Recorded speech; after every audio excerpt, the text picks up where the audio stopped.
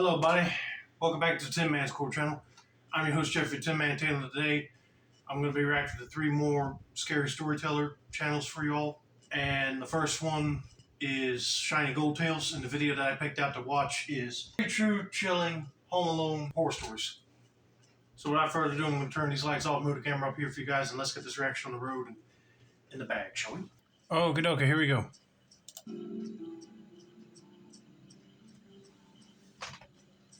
This happened a long time ago, so I apologize if some things do not seem clear.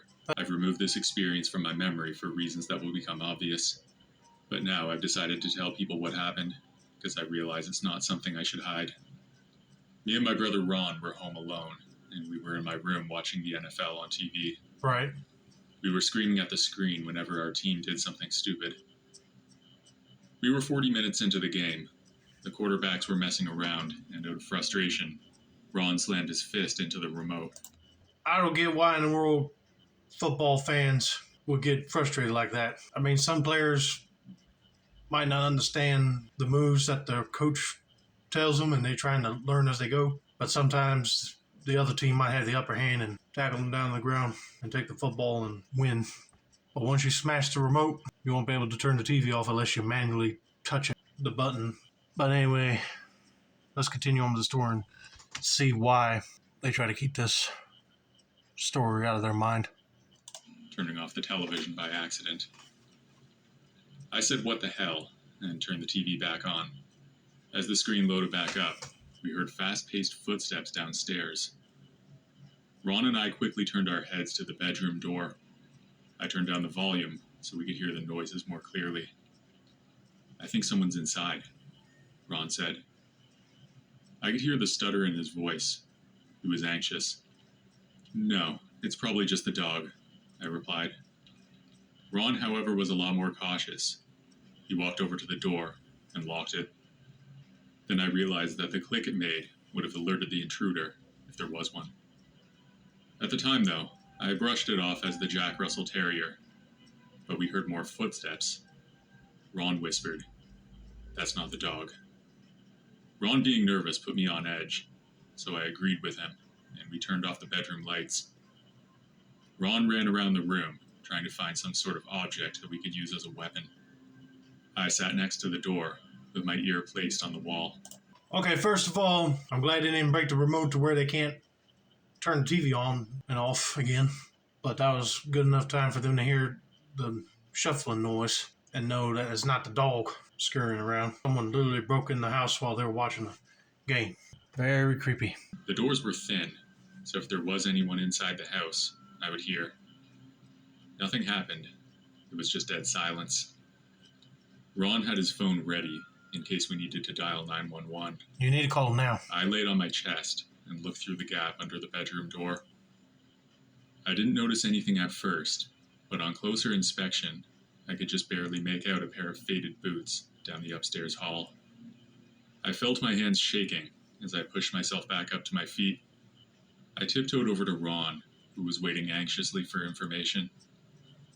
"Someone's here," I whispered as low as I could. Ron's face went pale, and he stared into nothingness. At one point, I thought he was going to black out on me. I pulled Ron over to our window. I quietly opened it and looked down to the grass 2 stories below. Ron was still in a different world, as if he'd blocked himself out from reality, leaving the responsibility to me. I tried not to pay much attention to him, and instead focused on our escape. I took Ron's phone out of his hand as he crouched on the carpet. He had installed one of those apps where only specific fingerprints could enter the phone. I took his hand, which was shockingly cold, and held his pointer finger onto the screen. I jumped out of my skin when the phone let out a loud beep, and all of a sudden, I could hear the footsteps running straight to the bedroom door. I quickly typed in 911 and put one leg out the window. I heard loud thumps on my bedroom door and shouting. He was shouting, "I'm going to kill you." I climbed out the window and on the porch roof, and I shouted back to Ron for him to follow me. Ron stood up quickly and stumbled out the window. He landed on the roof beside me, and I forced the window shut again. "We need to jump," I said. I could hear faint thumping behind the walls. He was struggling to get into our room.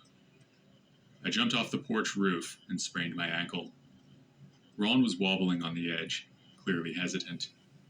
"Quick," I whispered. I avoided shouting because the intruder would have known that we were outside.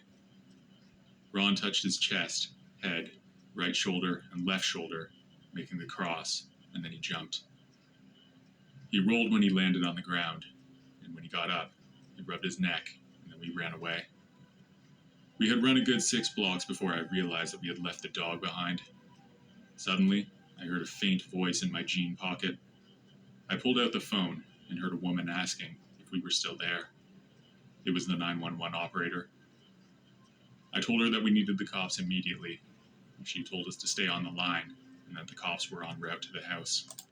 Man, I don't blame him for getting out of the house, because if you hear the intruder say, "I'm going to kill you," then you need to get out of the house. But man, I'm sorry that guy sprained his ankle. It could be tough trying to jump down from a high spot without injuring yourself badly. I burst into tears from what had just happened, but my main concern was for my dog. I talked to the operator as both me and Ron slowly walked back to the house. We heard the siren and felt weight lifted from our shoulders. I sat in my chair on the porch with Ron in a squat position beside me. We were both waiting anxiously to come face to face with the intruder. 4 cops came out, but they didn't have the guy. They did, however, have Lewis. Lewis was my dog. I stood up and took him from the officer, holding him close. I kissed his head and patted his back. I sat back down in the chair and placed Lewis on my lap, still hugging him and apologizing for leaving him behind. The cops explained that there was no one inside, and there was nothing stolen either. In fact, they explained that there was nothing that would have proven someone had invaded our property at all. They never found the guy, but I can assure you, I haven't had a good night's sleep ever since. Every night I lock my door and keep my dog with me in my room. Ron installed some CCTV cameras in the house not long after, and ever since, nothing similar has happened. I would like to know how and where he got out then. Said they didn't see no sign of intrusion or nothing was stolen. Maybe he didn't have a good time to look around to see what he could take, since they were alerted to his presence. He must have slid open a window, crawled out of it, and closed it back real quick and ran before the cops showed up. Dang, I wished he got caught, because hearing what he said from the cops about them searching the place and not finding nothing stolen, nobody was in the house, I'd be like, bull crap. We heard him say he was going to kill us, and he was in that house. We weren't making this up. But I'm just glad the dog's okay and they didn't get attacked by this dude. But hopefully, if they go through something like that again, they got the security cameras put up and they'll catch that guy in the act, or somebody else trying to do the same thing. But now I can see why he tried to keep this out of his mind, because it's so traumatic. But let's get to story number 2, shall we?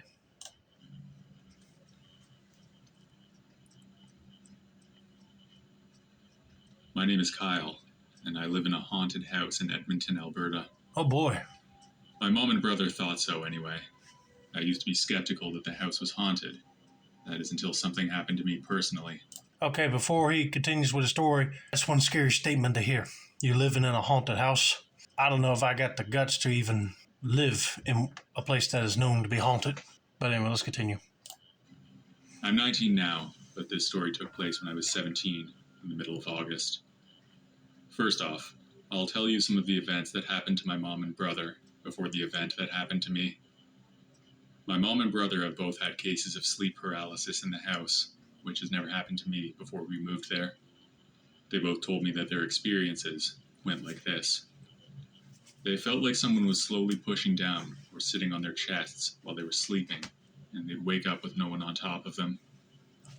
They were unable to speak or move, which is quite scary when you think about it.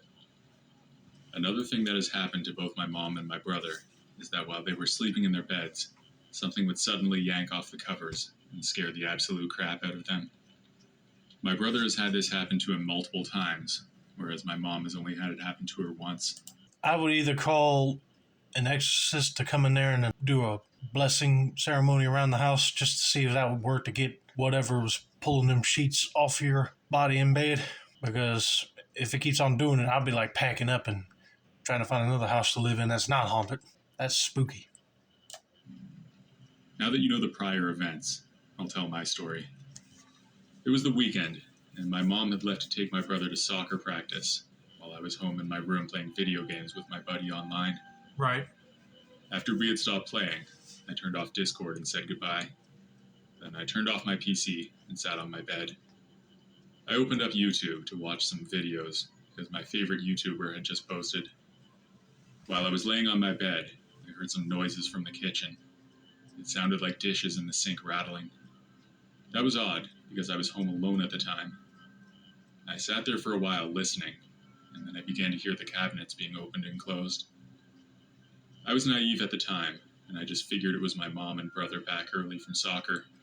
So I peeked my head around the corner and walked down the hall to see if anyone was there. To my shock, it wasn't them. Instead, I saw a black mist-like shadow person standing at the end of the hall that leads to the kitchen. I was in complete awe of what I was seeing, and I just stood there looking at the thing, unable to process what was in front of me. After what seemed like a minute or two, I dipped back into my room and slammed the door shut. I pressed my whole body against it to keep it closed. I remembered that my phone was on my bed, so I slid over to it and texted my mom. I asked her what to do. She told me to get out of that house and go stay with a friend until she gets back home with my brother. I looked out my door and down the hallway to see if the coast was clear. Lucky for me, it was. I gathered all my courage and grabbed my longboard, and I booked it down the hall and out the front door of my house. I grabbed my shoes on the way and stopped at the end of the driveway to put them on.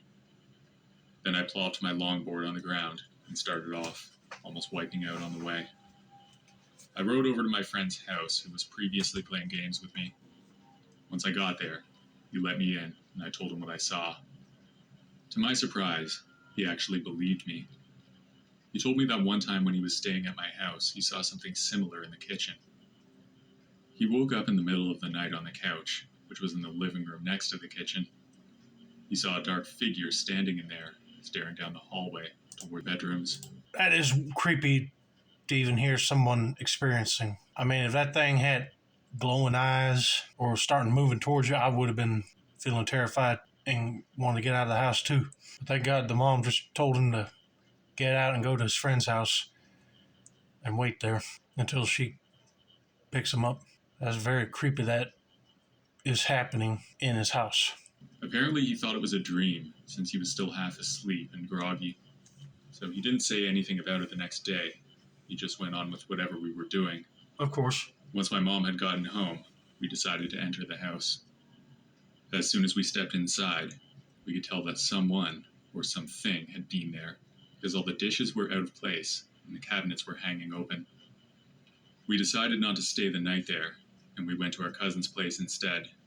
They lived 15 minutes away in Sherwood Park. When we got home, everything was back to normal, except that the lights in the house were on. Ever since this happened, I've been a firm believer in ghosts and the supernatural. You know, if I wasn't a believer of the paranormal myself, I would have thought that somebody broken in. But if he said that entity was shadowy looking, then there ain't no way a human can look like that. But don't you worry, I believe in what he's describing, that his house is haunted. But I'm just glad that this thing don't attack them. I definitely don't want to stay in that house.